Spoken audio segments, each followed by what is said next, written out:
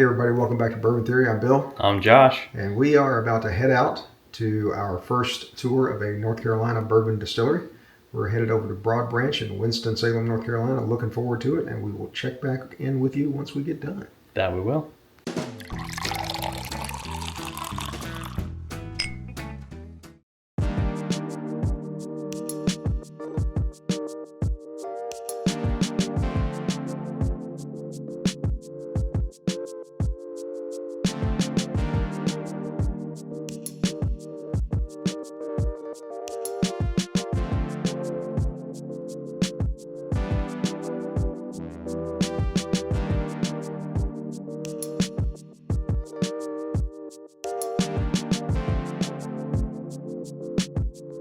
Anna. I'm Bill. Hi, Anna. Nice to meet Nice you. to meet y'all. I've heard great things about you guys from two of our buddies that are in the community, and they swear by you. So Great.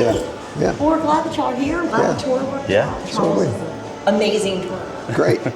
Well, fun at first. Don't As I always say, I just make it all up. Yeah. There you go. There you go. When we opened a little over 10 years ago, like there was the rescue mission, there was a chocolate factory here, and then none of us was here. Right. Fiddle and Fish was still like an open air market. Well, and I think it's all about the people and what the people put into it. That's there's a real passion behind Oh, it, you know. Yeah, exactly. Yeah. How are you? Yeah, without the people, we're not getting the good stuff. Yeah. This is Blake, he's the other me. Hey, How are you? good. How are you? He's my prototype when I replicated myself. 2.0. You're 2.0. I'm 1.0, yes. And let me go ahead and pay for the tours. No, here, I got it. Don't worry about it. No, Are you sure? seriously? Yep. You don't have to do that. Don't Yeah, need to do we're that. more than willing to pay for it. This is you not, know. it's warm up, you know, I need to warm up for the next tour. So you guys are helping me. All right, all right. We're really good with quid pro quo around here. It is all good. We appreciate you. Yeah. and We appreciate you guys Same, letting we us come in appreciate and do letting it. us do Yeah. Yeah. Cool. All right, well, we'll just sort of see you on the other side. Thank you. I'll do kind of what I'll do at 2 with the other folks. Sure. You'll notice it's winter, it's cold, we don't climate control. The fluctuation in temperature is what's That's generally speaking what you want. Yep. good for the whiskey. Though Don, our head distiller, he did some blending classes with Nancy Fraley a couple months ago or a month ago. And now he's sort of talking about maybe trying to play around with humidity to control it a little more. But up till now, we just let it be Mother Nature. Yeah, and that was Nancy my is next question. she was the one behind Magnus, right? Is that? I think so, Yeah, I think she was the original Yeah. blender Yep. with them. That was actually my first question about humidity control, because I know some smaller distillers are starting to dabble in that. Yep. It's sort of in the air, no pun intended, literally. But so what we do or not, I mean, we kind of have the philosophy that, you know, Mother Nature and Father Time, they got it right, you know, and the less we interfere, usually the better spirits you get. We don't do like the small barrels, we don't, you know, staves and all the things, the rapid aging business, you know, and if you can make good stuff, God bless you, but we're more interested in just kind of doing it the way they did it 100 years ago or 50 years ago or whatnot. If you want to go over there and pick a barrel up in the back, you're having to dig all kinds of stuff out. That's fine, but you also have to know where to place it to get to the next layer to dig, to get the thing out, to know where to put that and get everything back. Yeah, So it's reverse Tetris. yeah, it's 3D Tetris. So grinding grains, process hoppering, grinding. It's an industrial strength grinder. This is actually where I started. The new guy always starts on the grind because guess what? They call it a grind for a reason. And the irony was, for years I was working in my studio, so I was by myself. And when I moved back into town and started here to hang out with my friends with the distillers, that's how you get in. I wanted to be around people and have conversations and stuff. So the first thing they do is stick me back here for 8 hours to grind grain. So anyway, you go through the manual process inside. Here's a little leftover, some dry, but you know, we go down to like a cornmeal consistency. So some places will just sort of crack it or smush it a bit. We kind of go that little extra step to get it all the way down. So that's some of that Washington State rye that we use. And there's some other stuff in here we can look at, the corn. I won't carry it out. So the other thing we do is we use jacketed steam heat for our heat and glycol chilled water for our cooling. No open flame, no elements, things like that you know, can say the word we don't say out loud, you know, because of that. So we have our boiler, which kind of looks like it was lifted from an Upper West Side apartment in New York City circa 1938, but the old stuff works, you know. Right. So we keep the grinder way back here, the heat way back here for safety, but also the mess, to try and keep that. Our glycol chiller, and don't try and follow, I tried to follow the pipes, it's madness, so just don't even try. Trust me, it's like it comes out of here and it goes where it's supposed to go. That's our water tower. I think it's 7,000 gallons. We get our water from Surrey County. It's natural spring water. You know, we look at it for the calcium and lime and all that when we started, but being spring water, you know, it's going to vary from batch to batch as well. You know, there could have been a rock slide 200 miles up the way, and whatever comes down, if they scoop that up when it's our turn, you know, it might get in and affect things a little bit. So, my fun story, if you see those new looking rafters over there, that's because when we brought it in, it had to be on its side, and then somebody didn't go to geometry class one day. So when we tipped it up, it couldn't land square, so they had to cut the joists out. Spent grains, so after we're done, we store the spent grains out here. Farmers will come and pick it up. We try and reuse as much as we can. Really the only waste is the late tails, and unfortunately the heads you can't really do too much with. This is all the rye for our runs, and our rye is a 6% rye on our bourbon. So you got 4,800 pounds, so you do the math to try and figure out how much 86% corn is. I think I tried to do it, it was like 40 of these bags for our annual bourbon run. We do it in the colder months. So we do have a storage place off site where we store the big bags of grain. But when I first started here, we had those things stacked up. Yeah. And yes, we did have an accident now and again. And days sort of. So does your corn come local here from Carolina? For the most part, yeah. We use white corn, which is getting harder to find. One year, about 3 years ago, the hurricane went through and wiped our guy out, so we were scrambling to get more corn. Once we ground the grains, we'll come in here and we'll start hoppering them into our cooker. This is our chilling tower. That's what we use the glycol for, to chill the water for our cook, and for our chilling tower for the still. So this is where we put our reverse osmosis of water for proofing. So depending on what we're making, we hopper in the grains and the water. We do it simultaneously because, well, you want to feather it in. The first time they did it, I wasn't here. They filled it with water, heated it up, and dumped all the grain in and made a giant dumpling on top of it. So lesson learned, try not to make the same mistake twice. So then we started feathering it in. So the purpose of the cook is really twofold. It is to essentially get rid of any potential bacterial infection. So we'll heat it up to around 190 degrees, depending on the grain. It's interesting to note we never get over 212 degrees, which is where water starts to boil, even though water is a crucial part of this process. So you heat it up, and the second part is it starts to break the starches down and separate it out, so you can then enzymes can convert the long chain starches into long chain sugars. Because there's not a ton of sugar in grain, which is why in Scotland they use malted barley, because each barley has a little enzyme in it once you malt it that can convert that one grain's starch into sugar that was originally to be nutrient for the plant that grew. But we found because it's sugar you can ferment it. If you ferment it, you can distill it. Voila, scotch in one sentence. So anyway, so that's the other point. We use enzymes, commercial grade enzymes. You know, the guys back in the mountains and stuff, that's why they use sugar, because they generally didn't have access to that kind of stuff. They needed to boost it. Yeah. So unless we're making our grain spirit, which we use Louisiana cane sugar with, say for our bourbon, it's 100% grain.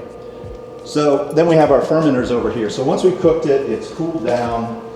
People often ask, well, why do you need a chilling thing when you just let it cool? It has to get down to about 100 degrees because the yeast can't tolerate it. to go from 190 to 100 in this compressed thing, you know, it might take 2 days to get down there. So we do it with the jacketed gizmo. And the problem is it's being cycled back, and so the temperature starts rising on our water tower. So part of our challenge is to find a balance between doing a cook and a distillation or strip in the same day, because the chilling tower will also do the same. It'll start competing with each other. So if the mechanics have started to break down a little bit, sometimes we're here till 2 a.m. until we can get that fixed, because we have to wait for that thing to chill down. So we will pump over, we'll do like 1 cook a day. So it'd go like Tuesday, Wednesday, Thursday, Friday. And then by the next Tuesday, we're ready to strip. This upcoming week, we're gonna do stripping and cooking. So we'll do a double event. We'll both cook and strip in the same day to be more efficient with it. So it takes about a week. And this is really this is the most dangerous zone, where if you do have, say, a bacterial infection or something like that, you can just lose a whole batch. So it's when it's most delicate. We cook on the grain, obviously, we ferment on the grain, and we distill on the grain as well. Some places will sparge it off. I know beer makers do. They're basically fermenting sugar water, and that's great. We do it kind of like the old-fashioned way, where they do everything still on the grain, and it only gets separated out in the distillation process. So we do a double distillation. The difference is the way we do it in 2 distinct runs. We don't do it in the same run. That is a slight difference from the guys out in the hills, because they don't want to get caught with the stuff. So if we can do 2 in 1 run, we'll do it. So we don't really use our thumper too much. So we have our still here. So for the stripping run, what we're trying to do is basically pull everything off the grain and water. All the chemicals, acetone, methanol, butane, fusel oils, and the mighty ethanol. So we just strip it. So we'll heat it up. You can go a little bit faster because we're not worried about separating them out yet. And we'll do a stripping run. So we'll collect those and then we'll pump them over. And this was from 1 fermentation, a stripping run. It's about 125 gallons. We'll get, from these 4 fermenters, we'll generally get about 500 gallons of low wines. And it's pretty amazing how it lands like right on that number over and over again. So for the week we're stripping, you do that. And then we do the spirit run. So we'll put the low wines back in the still and we'll repeat the process, but we'll go much slower, because this is where you have to make your cuts, you know. So for people who aren't familiar with cuts, it's all about boiling points, you know. That and starches, that's the only science you're gonna get from me. It's like, we heat stuff up. That's kind of, sometimes I throw in a more colorful word, but we heat stuff up because each chemical has its own boiling point. So as it heats up and it reaches that boiling point, it turns into vapor, comes across, and then hits our chilling column, which will be cold and dripping with water. And then same principle is like when steam from your shower hits a cold mirror, it turns back into liquid and drools down. That's what happens here. There's a coil that the vapor gets into and it's surrounded by cold water, and then it comes down and it comes out in liquid form. So the way we measure the way we measure the flow rate, it's super scientific, man. You start collecting this for 15 seconds. It's just a mason jar, 600 milliliters. So for a stripping run, I think about 500 to 600 is where you want to be, which produces 32 to 35 gallons an hour. That's fine. When you're doing the spirit run, you want to be more around 250, like 16 gallons an hour. So you're sitting here looking at the clock or your watch, counting it out, because there's just a few levers and knobs. There's no buttons. It's not computer control. Not at all. Most of the big distilleries are now. Yeah. So Yeah. I always describe this whole place as like a ship.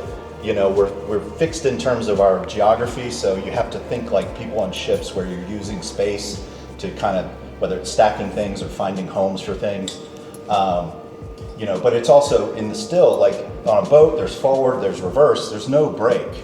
You know, there's not really a brake on this either. You're sort of going and sliding. Like on the cook, if you're heating it up to, say, like 185, if you turn the heat off at 185, you're just going to slide on through it. So you have to learn where, like, oh, if I turn the heat off, we're going to get 18 more degrees. So you know to dial it back at 162 and slide into that 185. And that just comes with experience and whatnot. So yeah, as you go around, you'll notice there's really two knobs that control this, the heat. You can turn it up to speed up the flow rate, molecules go faster, or you can dial it back and it'll slow it's amazing, we'll turn it like 1/8 of an inch and you'll see the flow rate fluctuate. So it is pretty cool and sensitive. Where'd I put them? Oh, over here. There. So when making your cuts, those chemicals are coming off in an order based on boiling point. Ethanol's scientific boiling point is 173. It is in the middle. So you have what we have called heads. Those are like your fingernail polish remover, all that stuff. We want to cut that out. The ethanol is in the middle, heads, hearts, tails. So, you know, God has a sense of humor. Put it in the middle, not the beginning, not the end, right in the middle. But as the heads start to dissipate and the hearts start to come on, it's not like one stops and one starts. There's a brackish gray zone. And that's where we'll start collecting in 5-gallon buckets the product, because what we'll do is then, once we get well into the hearts, we'll gather it with larger containers till the tails start creeping in, and we'll do the same process. So we'll have like 10 buckets out here, and then we'll go through and taste them and try and figure out, you know, the first one, yeah, that's heads. No, we're not using it. Second one, probably not. And then it's that third one we fight over, whether there's enough, you know, there's not too much heads in there to go in the bottom. Depends on the product. If it's like our grain spirit and we taste any heads, it's out. You know, we don't want any of that in there. With the aging process, it's a little bit different. So, and then it repeats on the back end. So people like the visual. So this is the deep in the tails cut, and this was the initiation of the heads cut. So that thing they say about, about shaking it and looking at the bubbles, it is true. This is about 163 proof, I think, and this is down in the 30s, and you can just see it's not even, it's still going. So, you know, so you can, when you see the old dudes on the porch shaking it and going 100 proof, yeah, they can read it. It's pretty accurate. And this is usually where I let folks smell it and stuff, but since it's digital, there's no digital yet. No digital No smell-o-vision yet. Right. Yep. Well, now I have it all in my hands. So. So yeah, if you want to come around, you can kind of see this is mission control. Excuse me. So those two knobs I was talking about right here and here. So you might, when you start, you'll open them wide open. Then once you get the flow starting, you'll sort of dial it back, and then you'll just sort of, I mean, like you might move it like that much, you know, it's real, it's very, very sensitive. I was surprised at how sensitive it was. But aside from a pressure gauge and a couple of temperature gauges that I don't even think work, you know, that's it. Same thing over here. These control the hot and cold, just lever system. Things going out. This is where if you want to try and track it, you'll get totally lost because it's like, so both our cooker and our still, they're jacketed steam and jacketed cold. And there's two layers. There's like an upper layer and a lower layer. So you have the upper control, and then you have the lower control, and then you have release valves and things like that to get it out. So once we've collected all the ethanol, one of two things happens. It gets proofed, filtered, and bottled if it's new make, or if it goes into a barrel, it gets proofed, filtered, and barreled. Not barreled, not filtered, I apologize. Proofed and then barreled. We'll filter it on the back end. Proofing, that's always fun. That's where you introduce the reverse osmosis water to lower the proof point, because when you've gathered it off the still, you know, it might be in the 140s or 150s. First of all, for bourbon, you can't put it in a barrel higher than 125 proof. And when we first started, this is another course correction, we did like most people, you put it at 125 because you use fewer barrels, it saves you money. Well, turns out some of the better whiskey comes out at like between 110 and 117 somewhere. So we started proofing it down a little bit further. You know, we might have to use an extra barrel, but this goes back to the thing about the grain. We would rather have the extra barrel if it's going to make better spirits. That's just sort of inviolable. We're not gonna mess with that. We won't go break into a place and steal a barrel if we can't find it, but you get my point. Right. What do you do with your used barrels? Are you selling them to someone who's aging something else, or maybe your neighbors? Yeah, sometimes we do. sometimes we'll put rum in them. Our rum is either aged or rested in used whiskey barrels. You know, we're gonna hopefully, and this is me lobbying, start making more single malt. And American single malt you can reuse barrels with. So my hope and dream is that we tie in with the bourbon, or when we do bourbon, tie in bourbon dumps with malt runs, and then we can just use the swap bourbon them over, barrels right. Yep. like they do in Scotland, because they're smart, they know what they're doing. Goes back to not trying to reinvent the wheel here. So sometimes, I mean, everything eventually ends up being furniture, but if you can get like a 7 or 8 years for a bourbon, and then say if you did a single malt, I think you use it up to 2 or 3 times, you know, now you're talking 20, 30 years. So that's basically, you have that barrel for My lifetime. A long time. Yeah. Right.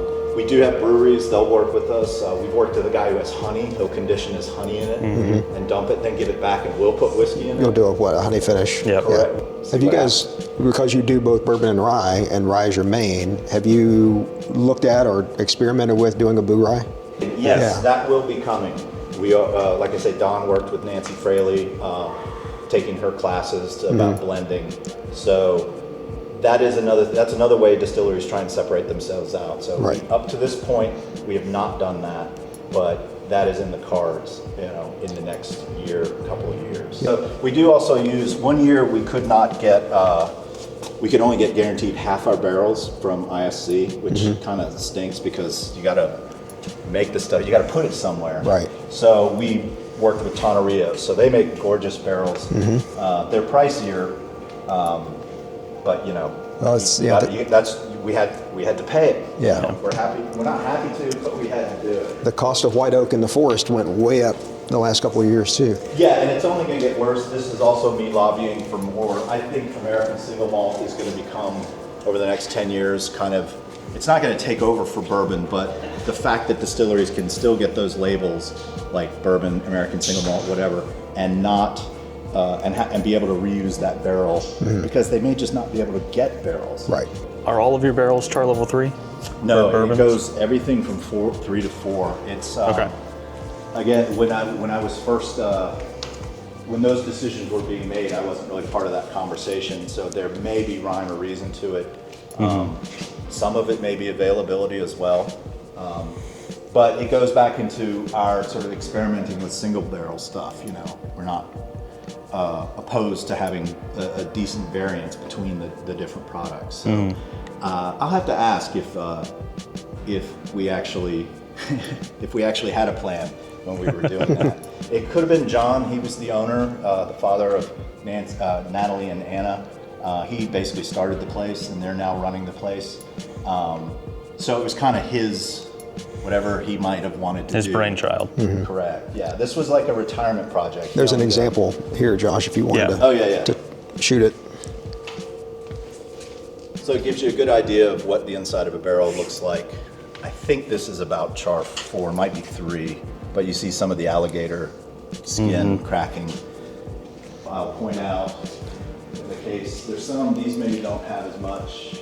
Like you'll see the dark stuff, that's essentially wood sugars for water and ethanol that is working its way through, finds a little crack, and like water and everything else, that's how we got the Grand Canyon. It sort of works its way through. So there is loss. In our climate, we gain proof points. We lose more water than alcohol, thank God. But people always like to say, one of the more common questions is, how many bottles do you get out of a barrel?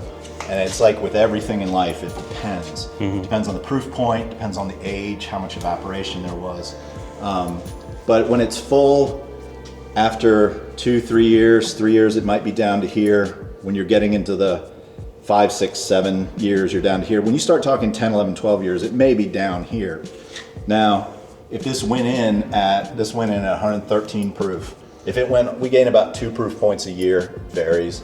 But by the time it gets down here, you know, it could be in the 140s. I've had stuff in the 160s. Another thing, I don't know the legalities of backfilling with water. They do it in Scotland because they just carry buckets of stuff around and say, hey, let's see what happens when you stick this with this. The reason I would like to experiment with it is it keeps that proof lower, because when the proof gets really high, it can risk pulling tannins out, and that's where that over oaking thing enters the conversation. So just because a bourbon is older does not necessarily mean it's better. Yep. You know, There's a point of no return. Yes. Yes, you can go too far, and that's always a shame. So we always kind of think, you know, between, I don't know, like 5-6 years up to 15, 14, Yeah, 15. 15 Anything is you start kind of getting what we beyond agree that, with. It's really can get. I think there's a sweet spot in there that comes in around 6. And then for me personally. Another one, 12. Yeah. Right. And then once you get into some of those that are above that 15 point, well, you're either having to water it down, proof it down, to get it to where it's a flavor you can sell. Yeah. Really. No, I agree. I agree. And you can also, char 4 is going to have a different effect than, say, a char 1. So that's the other thing. We don't just slop it in there and wait to see what happens. You do kind of want to have a bit of a plan. The longer you age it, the more tails you can leave some of those initial tails in, because ironically over time that's where the flavor comes from, is the tails. Like, it smells like baby diapers, wet cardboard coming off the still, but when it has time to interact with the oxygen, wood sugars, water, all that stuff, that's where you start getting those things like your cherries and your baking spices and your banana bread and on and on and on. And you know. you haven't talked about yeast, and I understand, because a lot of times distillers, they don't want to talk about their yeast. It's very proprietary. Yeah. But I'm sure that you guys using one strain, or are you using multiples, or? Mainly we just use straight up distiller's yeast. Okay. We don't, that's the one thing we don't sort of mess around with, and we don't mind people knowing that. It's just sort of, it's kind of industry standard. In the beer world, and I imagine how wine's a mystery, I have no idea, but in the beer world, I know the yeast is a vital component of whatever you're trying to do. I think a little bit less so in the whiskey world.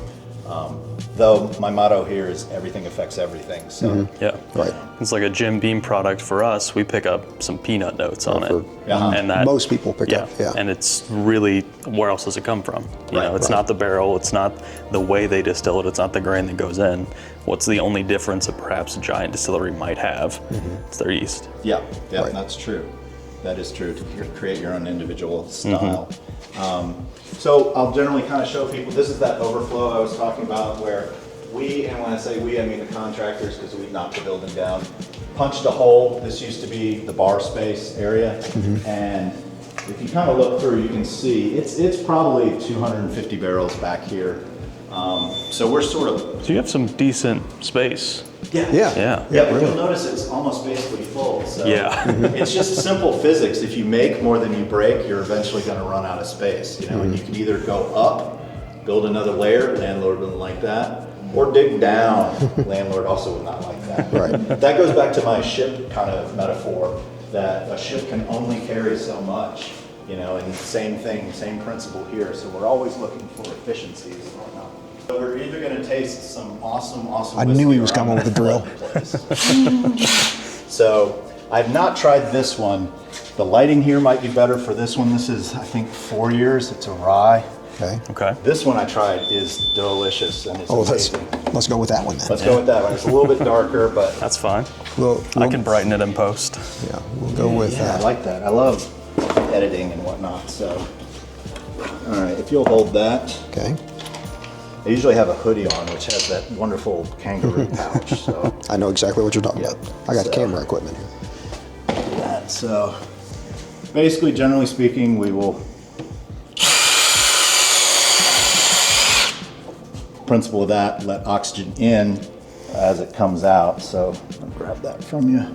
So let's see, it's pretty old. This is from 2017. So. And that oak hardens up. Oh shit! It may have plugged There you up. go. Just took a minute Yeah. to kind of nurse its way out. So this one is 7 to 8 years. Correct. Yeah, rye whiskey. Go for it. You just. Uh-oh. This is what I was afraid of. There you go. Not afraid, but and then you just. Not spill as much as you can, and then you don't want to drive home when you soak yourself with whiskey. You've been taking a bath, so. get the little, excuse me, sir. Exactly. See, this is why I wanted to have practice. See, that works better. Man, it's such a fresh nose on It it. is. There's an effervescence on the palate as well. Yeah, it's probably, what did we say it was, 7 years? 7 to 8. Probably in the 130s to maybe I- 140s. I'm gonna say it's got some proof on it. I'm amazed though that there's not more oak that comes through on some of these. I think the rye is kind of overpowering it a little bit, but there's a sweetness there. Got a little barrel char in it. Yeah, this one, when I pulled this out, I was doing it with the distiller. He was very curious, and it was a little surprising. Yeah, here, char 1. Oh, this is our wave stave. That's what it was. We only got a few of these, and they don't make them anymore. But a wave stave, it's just essentially is when they carve it, they carve a wave into the little bit interior more of it. surface area. So it gives you more surface area, correct? And it being a toast char Toast 1, char. it's pretty A little light. bit, little bit Yeah, light. yeah. I was kind of surprised in looking at it when it came off. It's like, wow, 7 to 8 years, that's pretty light. It's all down to the barrel. But that's the char. Man, that is, That is good. yeah. You guys can finish it off. That's All right. You want to try it? Oh, I did. She did. Oh, you did? Okay. She did. So yeah, I might, for the tour, I might do this one. It's also a 2017. Is it the same run? No, it's a different run, but same yearish. Oh yeah, we also use, for our aged grain spirit, we are starting to use hybrid barrels. Actually, you can come see me over here. When we age our grain spirit, it's very similar to a low rye bourbon, but it's not. We usually would do like two new oak barrels and then one used European oak barrel or new European oak barrel. The main reason of that is the European oaks, they pull out a lot of tannins. They don't age in European oak much because of those tannins, but because this product is only a 3-year product, where you'll get those lighter notes that come out first, your cherries and all that. We were hoping that the European oak would give it a little bit of that darker end. Yeah. We're not trying to rush it. Yeah. Taste but a we're- little further aged. Correct, yeah. So it may only be 3 years, but it feels more like something a little more mature. So the way they do a hybrid barrel is the staves are new American oak, and the heads are all European white oak. So instead of us having to play around with 3 barrels trying to find the right ratio, we're kind of doing it all in one barrel. We've not dumped any of these yet. We tasted them, they taste great. So I'm really curious to see how that works. So instead of doing 3 barrels, we might do 5 barrels in a batch or blend or more. Because we don't have to worry about, we need these 2 barrels and this 1 barrel. And then offset if we wanted to do X 4, number. it's like quarters of barrels and no. And that's all that's the market doing its magic. Everybody trying to find new and interesting things, to separate yourself out. Right. Yeah, I know they've all that kind of stuff. That I'm cool with. I'm not a big fan of dumping stuff in there or using the small barrels. Yeah. Or like smushing it through the wood and all that kind of stuff. Devil's cut. Using the small barrels, you got to be so on top of that. Yeah. Because it can go from okay to tannic Really not really fast. Yeah. So Yeah. if you're not really on top, and if you're doing it on a large scale, I mean, how can you stay on top of it? Right. So Yeah. I mean, this is a philosophical debate I was having with a guy who used to work here, but I contend that if you have 2 whiskeys, one was aged for 10 years and one was aged for 1 year in a rapid age, and they taste exactly the same, I mean, not a bit of difference, people are still going to want to prefer this because part of the heritage of it is Right. that The age. length of time that it's spent in the barrel. Sometimes when I talk with people who are new to this industry, it's not that they don't believe you, but like 6-7 years doesn't really settle in, that no, this was made in the 20th century. right, Yeah. right. And we're now in the 21st century. I had a kid who had just turned 21 and I was pointing out a barrel and he was like, damn, I was in middle school when that was made, and that starts to put it in perspective. But Yeah, Great nose on this. it is. Yeah, yeah, we use that Eastern Washington State rye. The Washington rye tends to have a bit of a mint finish on it. So Pennsylvania being the other big state, They do more of a dill finish, but so we worked with a distiller out there to get this right. There's a lot of spice in there. What's the mash bill on the? Is it 100%? 100% rye. 100% rye. Wow. Yep. Yeah, and you don't really see that too often. No. It's not. Always it's 95.5 or Yeah. there's some corn mixed in there too to make it sweeter. Yep. We love rye. Yes. We love rye. Oh yeah. Well, so you fell in the rye happy patch. For yeah, sure. man, there's like almost like a blueberry fruitiness underneath it too. Wow. Yeah, there's a definite fruity sweetness. I think you said mint. Yeah, definitely getting the Yeah, mint a little bit of on the finish there. from that. Yeah, A lot and of- it's a pretty long finish too. Oh yeah. All our stuff seems to have. Two of the common traits seem to be longer finishes, and on higher proof stuff, it kind of lands at a soft number. Like if it's 133, it's kind of a soft 133, so it's very drinkable, and the flavors are still present. I mean, you get the heat from Yeah. that Yeah. higher proof, but like this cast strength rye. This one comes out a little stronger than the 100. Now, we both like the high rye. Yeah, So, I'm sorry, we both like the high proof. high proof rye. Yeah, our bourbon is low rye. So this is the 8-year 133 cast strength rye. I think this is my favorite.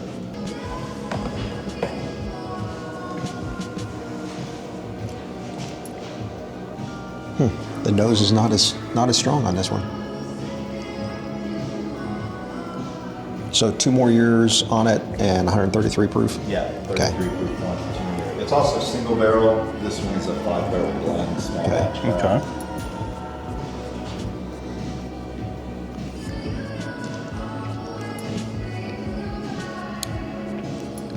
It's an all over Yeah. palate. Full coating. It's odd though, I'm not getting the oak at the back of the palate. Give it a second. Some sweet oak on the finish. Yeah, it's coming in now. But man, that rye is just blooming yeah. all the way through. Oh yeah, That's good. it is. That's very good. Bring forward for sure. Yeah. Yeah. Well, if you make a rye, that's kind of what it should be. It's what you want. Yeah.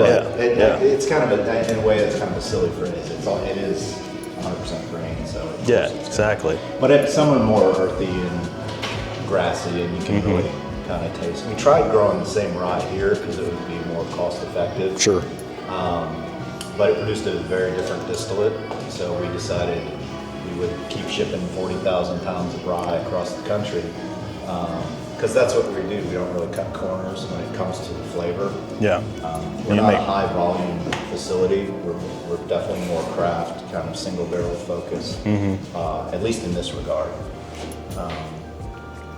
I mean, we're not fools. We put it in a barrel and we'll see what it looks like. But we decided to go back to bringing that Eastern Washington State rye. Yeah. There's something to make up of the ground and it's doing, Yeah, and the weather. not Yeah. gonna A lot screw around. of distilleries play around with winter cover rye too. So Yeah. you're growing it in a climate that lends itself towards that. So Pennsylvania, Indiana, Washington, those northern states, definitely pulling out more from it. What was the deal with the seashore rye that we were goofing around with? We've gotten Seashore Rye, our malt, the gentleman we get the malt from, the maltery, Anthony Malt, he had gotten Seashore Rye in. Oh, okay. And so we've done, I think, 2 runs of Seashore Rye, so it'll be a few years before. Right. But otherwise, it's all that Washington State Yeah. goodness. Yeah. It's fun to play around with it too. Yeah. You never know what you might find.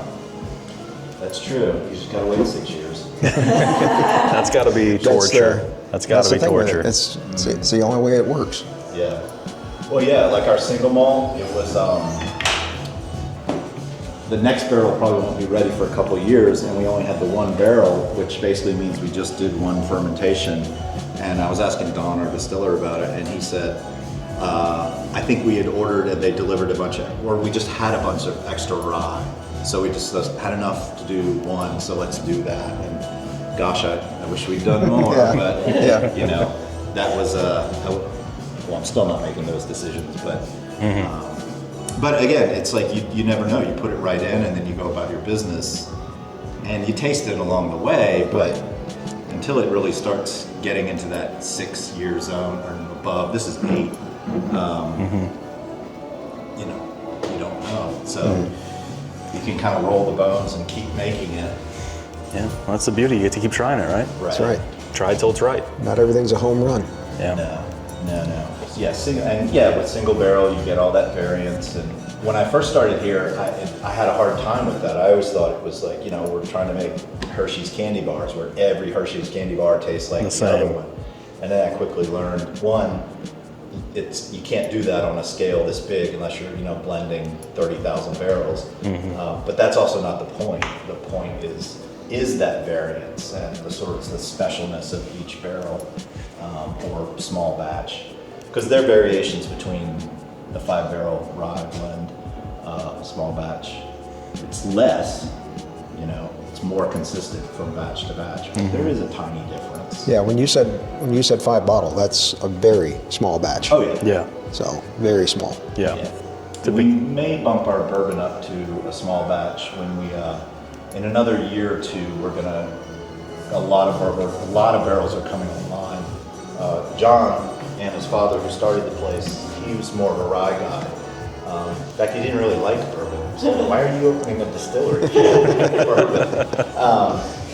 But we kind of, at some point, we needled them enough that we needed to do more than just one run a year. So we do 6 or 7 now. So instead of having 5 or 6 barrels, we have 28 to 32 barrels, and those are becoming of age in a year or two. And so we may start doing the 5-barrel, same as with The rye.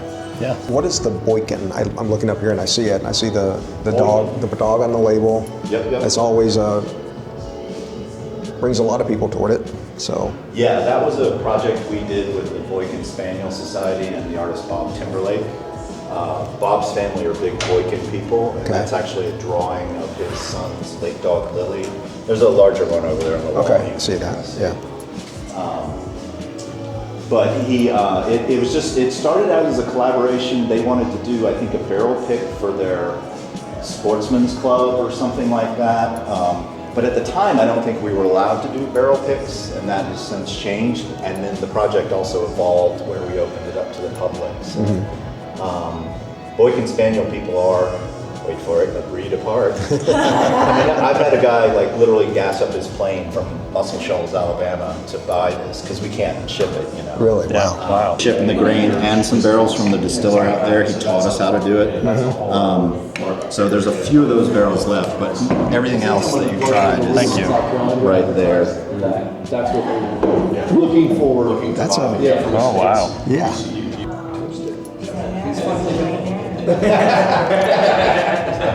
Mint is there on that one. For sure. Oak is that's going to come home with us. Yeah. There's a lot of sweetness that comes in after. Yeah. So Megan, how about those? Very good. Very good. Do you have a preference? You can like both. I like it when people like both. Yeah, it's hard for me to pick favorites, so I like them both for different reasons. Let's see that. There you go. I'm going to steal that line. You can like both for different reasons. As far as the bourbons go, we have our standard 6-year bourbon, 100 proof, single barrel. We have 2 barrel finished. We have a malt finished and a rum finished. Rum finished is actually a 3rd use barrel because we aged a rum for 4 years in an old whiskey barrel, and I do not know how long the whiskey was in there. And then 3 months on the finishing process. And then we have this was our Whiskey Club bottle from last year. When you join the Whiskey Club, you get access to a barrel that only you have access to for a year. And then once that year goes by, we'll release it to the general public. And this was that pick. It's 7 years, 132 proof bourbon, single barrel. So when I talked about having a soft number, this one it lands pretty much on 132. Okay. You really do get that in there. So. Let's try that one. I had an idea you were going to go that way. I've been doing this long enough. I can. It's cool that you can tell the age based on the color. I think Scott's going to be. The proof comes in.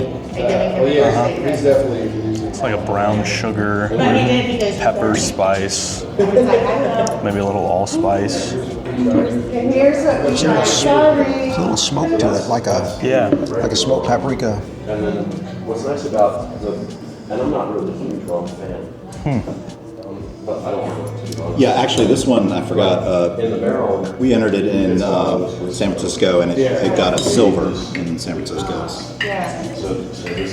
Always hoping for a better, but I'll take that. You know, as you know, the Olympics and Oscars rolled into one for whiskey. So we don't really enter too many competitions. A lot of them are kind of pay to play sort of thing. But that one we always try and send a couple of bottles to. Fred Minnick has given us a few awards. He likes our ryes a lot. So. Well, And that's incredibly high praise. Those are those two statues. Those were from Fred. We got a platinum and a gold. Well, it's exciting. You know, like everything else, finding your customers and finding who's going to be your subscribers. I'm sure that's the... And we enjoy it. That's the thing. You know, father-son, talking bourbon, it's, Well, it's fun. That's what... Exactly. That's why we enjoy getting to do this with our dad. You know, how special to get to do something. And now, luckily, I like my sister because we've now taken it over. and that's always a plus. You've got to... Not so much for you, right? I have a little sister. Oh, do you? We just give her crap all the time. She gives it right back. What's an older brother for if she doesn't? Right. That's what I say about my husband's family. I'm like, you got to be tough to be part of this. That's family. right. There's no gimmies in this. No. Learn. You got to be tough. Yeah. Well, thank you so much. Thank you. Thank you for the time. Yes. And Thank with you. us. If y'all are back in Winston, y'all come see us. We absolutely will. Thank you. Thank you very much. Thank y'all.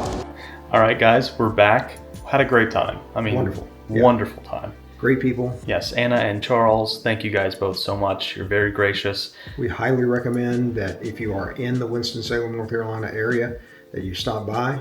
Great place. There's a lot of things around it. It's kind of in the downtown arts district.